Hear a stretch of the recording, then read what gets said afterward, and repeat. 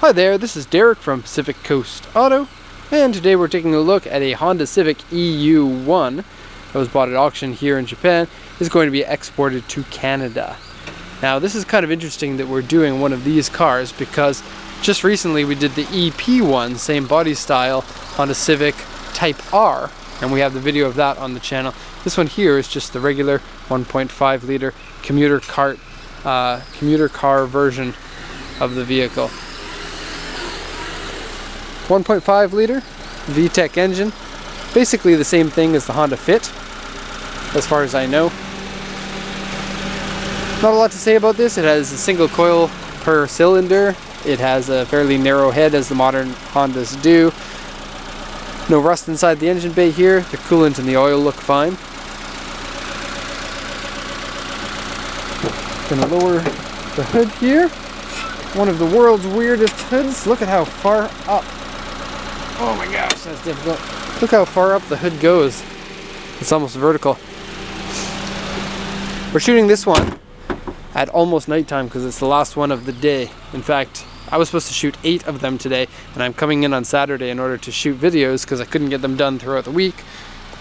And I only got to shoot 2 of them today. It's funny how family can take priority over things that you're supposed to do.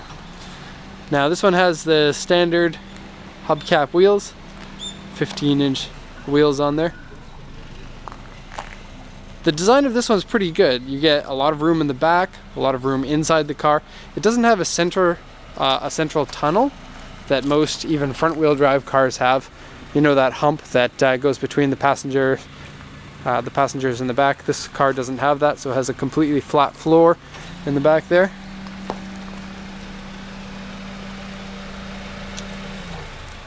Okay, I'm going to go over what the auction sheet says about this one.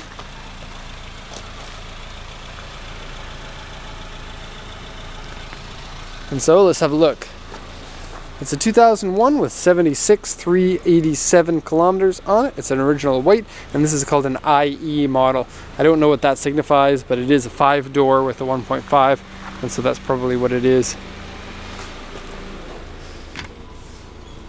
It has a pushed up member in the back here, and the back panel has a dent.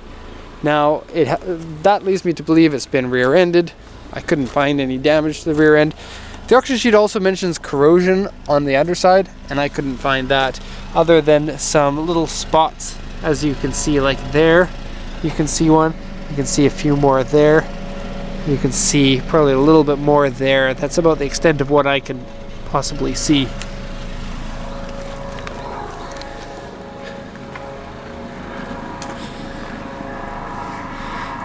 Okay, so it says the hubcaps are scratched, exterior scratches and dents, door mirror is scratched.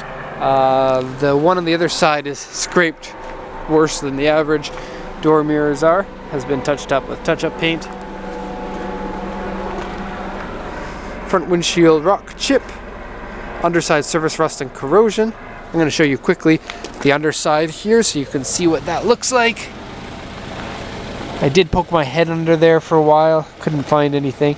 The camera won't pick it up because of the low light, so it might not be able to focus underneath here.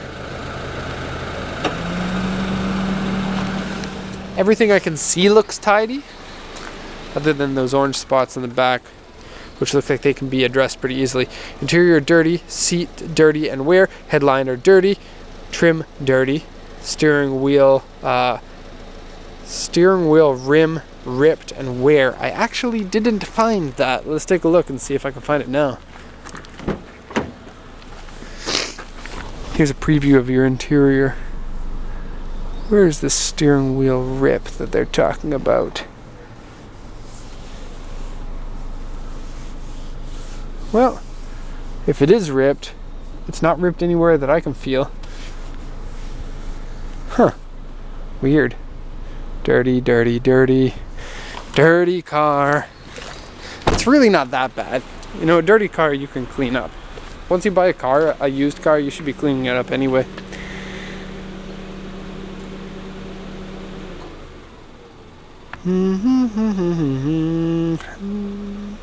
I'm sorry, I just realized this. I just misread that. It doesn't say steering wheel rip. It says steering wheel grip. Has wear on it. Strange. Okay, so H2 here, that's it. Means faded. Headlights are a little bit faded, but they're really not that bad. This one's worse than the other one. And you can't see it more when the headlights are off. I just turned them on so you can see the instrument cluster because it is really dark here. S1 on the roof and B3, B3, B2. So this one here, B3 is a large dent. So large dent, large dent, large dent, and S1 on the roof. And then medium scratches on this side. So the medium scratches are really not as bad as you would think it is. Some of them you can polish completely out. These ones here can all be polished out because those don't go underneath the clear coat. It's just a dirty car. There's one in the back here that you won't be able to. I don't know where that is. I did take a picture of it, but now that it's a little bit darker than when I took the pictures, I can't find it. Okay, but I do remember thinking, wow, that's not worth an A2, probably an A1. This one though, now look at the door, and the back has large dents on it.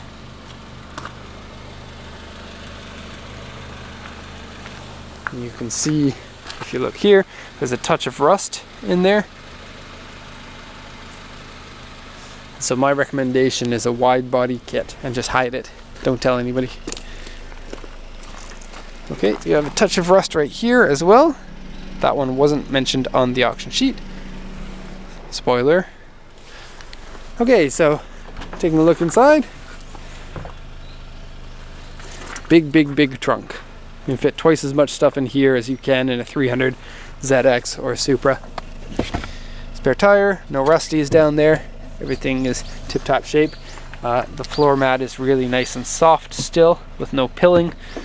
The inside of the car smells nice, like Japanese air fresheners. Here's the back seats. As you can see, no hump there. Seats are in good shape.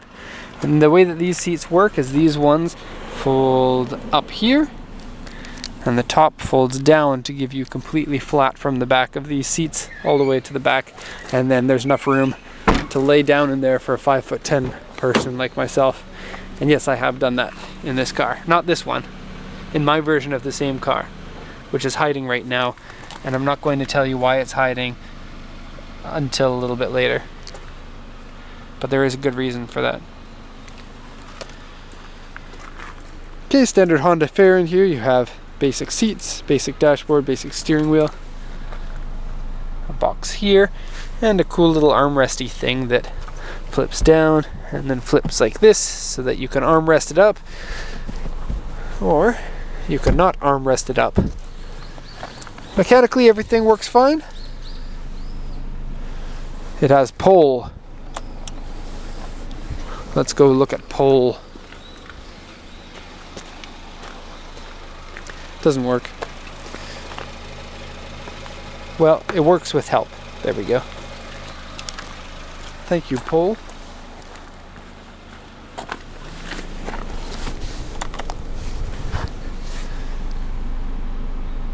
Okay. AC works nice and strong. Standard CD player. Shifting is good. Power steering is good. Once again, no hump. So if you want, while you're driving here, you can stick one leg over here really easily if you need a good stretch in this leg. You could probably do it with the other leg too, but that might be difficult because you'd have to cross your legs like this. There. And that's not comfortable. But if you need a stretch, you need a stretch, right? Okay. Turn that off. That is auto climate control. And also I was very impressed with the way that these feel when they click. It's nice. Okay, lots of headroom that you get here. Headliner's not that dirty. Seats and interior need a vacuum and maybe an extractor to pull it out, but it's really not that bad. Okay, so that's going to be the end of the walk around here of the EU1 Honda Civic. So I hope you enjoyed the walk around. If you have any questions, post them in the comments section and we will take a look at those. And that's going to be the end of the video. Thanks a lot for watching, and have a nice day.